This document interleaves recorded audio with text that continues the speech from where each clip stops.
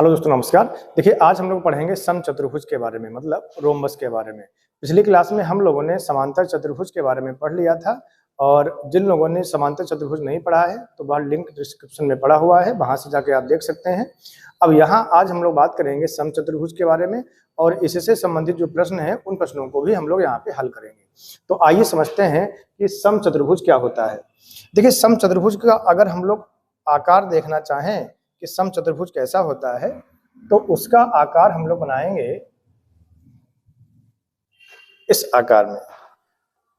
समचतुर्भुज जो होता है, इसमें चारों जो भुजाएं होती हैं वो बराबर होती हैं। सबसे पहले हम यहाँ इन भुजाओं को एक नाम दे देते हैं। तो भुजाओं को नाम दे दिया, मान लो ए, बी, सी और डी। तो समचतुर्भुज की खासियत यह होती है कि इसकी चारों भुजाएं जो होती हैं वो बराबर होती हैं। तो यहाँ पर हम लोग भुजाएं मान लेंगे, तो भुजाएं ए मान लेंगे, तो सभी भुजाएं हो जाएंगी ए, जो कि बराबर होंगी। अब हम यहाँ बात करते हैं कि इसके आमने सामने के जो कोण होते हैं वो बराबर होते हैं। मतलब कोण डी जो है वो बराबर होगा कोण बी के, और कोण ए जो है वो बराबर होगा कोण सी के। तो यहाँ पे हम लोगों ने यह समझा कि कोण डी बराबर होगा कोण बी के, और कोण ए बराबर होगा कोण सी के। तो ये रोम्बस की खासियत हो गई। अब यहाँ पे हम लोग बात करते हैं कि यहाँ पे विकर्ण कितने बनेंगे। तो विकर्ण बनेंगे यहाँ पे दो। देखिए, एक विकर्ण आपका यह बनेगा और दूसरा विकर्ण बनेगा आपका यह। अब इन विकर्णों की अपनी एक अलग खासियत होती है कि जो रोम्बस के विकर्ण होते हैं ये आपस में एक दूसरे को लंबवत काटते हैं। तो यहाँ पे अगर हम लोग बात करें तो ये जो पॉइंट है इसे हम लोग अगर ओ नाम दे दें, तो ये जो विकर्ण हैं एक दूसरे के लंबवत होंगे, मतलब एक दूसरे के सापेक्ष 90 डिग्री का कोण बनाएंगे। तो याद रखेंगे, समचतुर्भुज के जो विकर्ण होते हैं वो जिस बिंदु पे काटते हैं वहां पे वो लंबवत होते हैं।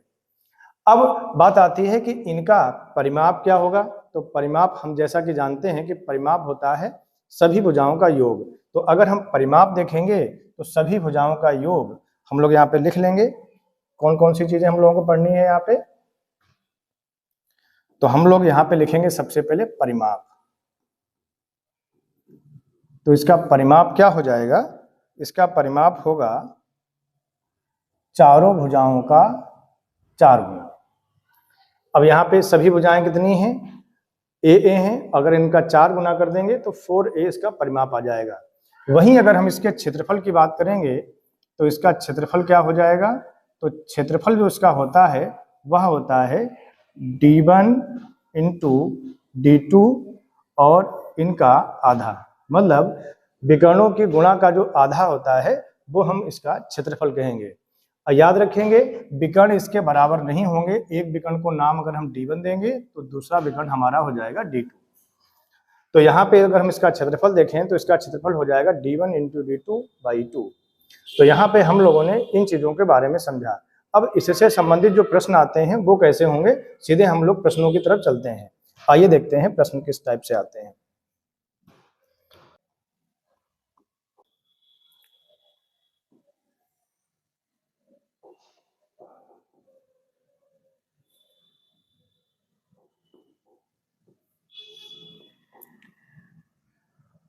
तो देखिए, यहाँ पे पहला प्रश्न आपका यह कह रहा है कि एक समचतुर्भुज का एक विकर्ण 16 सेंटीमीटर और दूसरा विकर्ण 12 सेंटीमीटर है, तो उसका क्षेत्रफल क्या होगा। तो अभी बताया गया जो क्षेत्रफल होता है वो होता है विकर्णों की गुणा का आधा। तो यहाँ पे आपको विकर्ण दे रखे हैं दोनों। पहला विकर्ण जो दे रखा है वो कितना दे रखा है 12, और जो दूसरा विकर्ण है वो दे रखा है आपका 16। तो 16 इंटू 12 बाई 2। तो आप इसको काटेंगे तो ये 8 बार जाएगा, और 12 8 96 वर्ग सेंटीमीटर, यह आपका आंसर होगा। तो यहाँ हम लोग देखेंगे ऑप्शन नंबर ए आपका जो है वो सही होगा। सेकंड क्वेश्चन की तरफ बढ़ते हुए, अब देखिए दूसरा प्रश्न आपका क्या कह रहा है कि एक समचतुर्भुज की भुजा 13 सेंटीमीटर है और एक विकर्ण आपका 10 सेंटीमीटर है, तो दूसरा विकर्ण आपको बताना है। तो सबसे पहले हम यहाँ पे समचतुर्भुज बना लेंगे।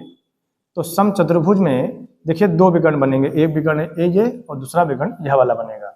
अब आपको दे रखा है कि भुजा 13 सेंटीमीटर है, तो सभी भुजाएं हम यहाँ लिख लेंगे 13, 13 और ये 13।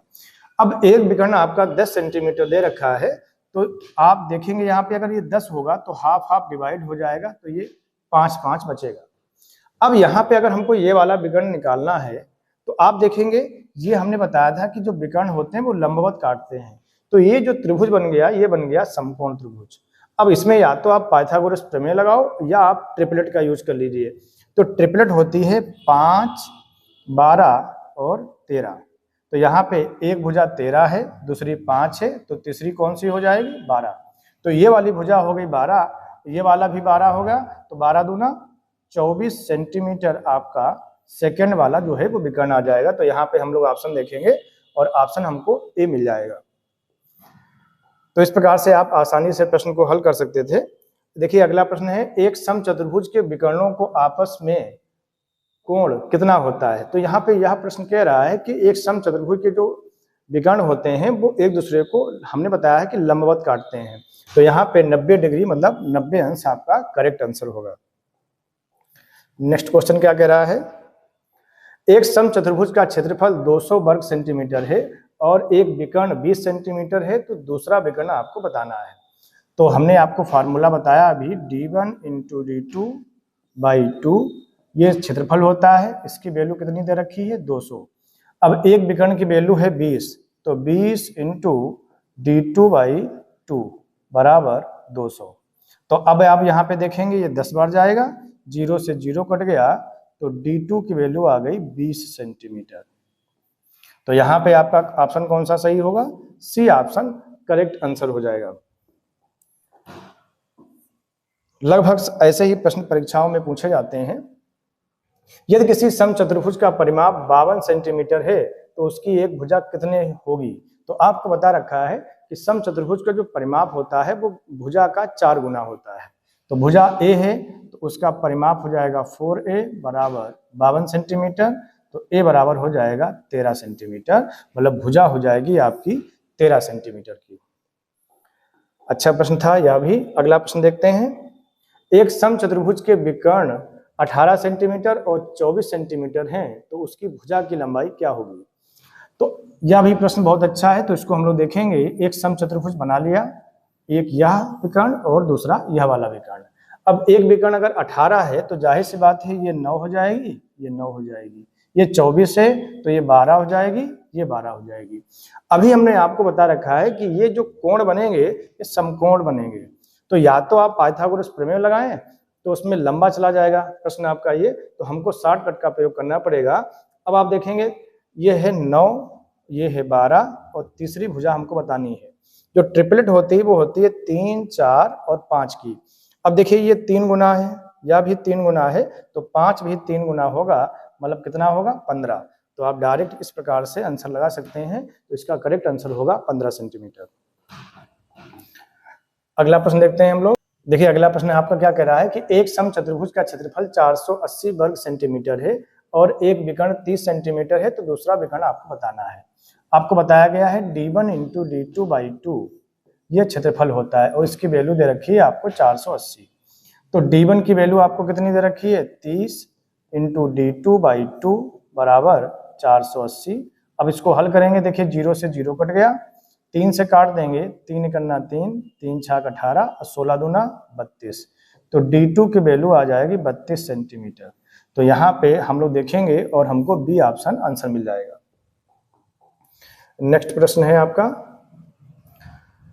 प्रश्न क्या कह रहा है, यदि एक समचतुर्भुज की भुजा 25 सेंटीमीटर है और एक विकर्ण 14 सेंटीमीटर है, तो दूसरा विकर्ण क्या होगा।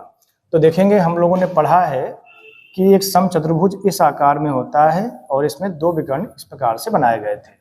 अब आपसे कह रहा है कि समचतुर्भुज की भुजा है 25, तो ये 25 है और विकर्ण आपको दे रखा है 14 सेंटीमीटर। तो अब आप देखेंगे 14 है तो ये 7 और ये 7 हो जाएगा।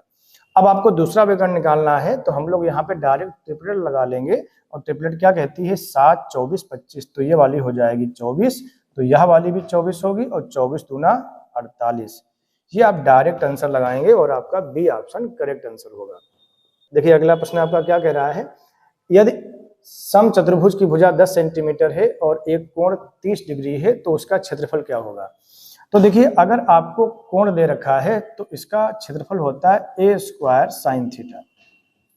तो यहाँ पे भुजा आपको दे रखी है 10, तो 10 का स्क्वायर इंटू साइन थीटा की वैल्यू कितनी है 30।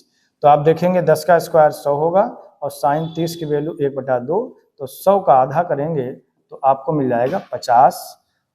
तो यहाँ आपका ए ऑप्शन करेक्ट आंसर होगा।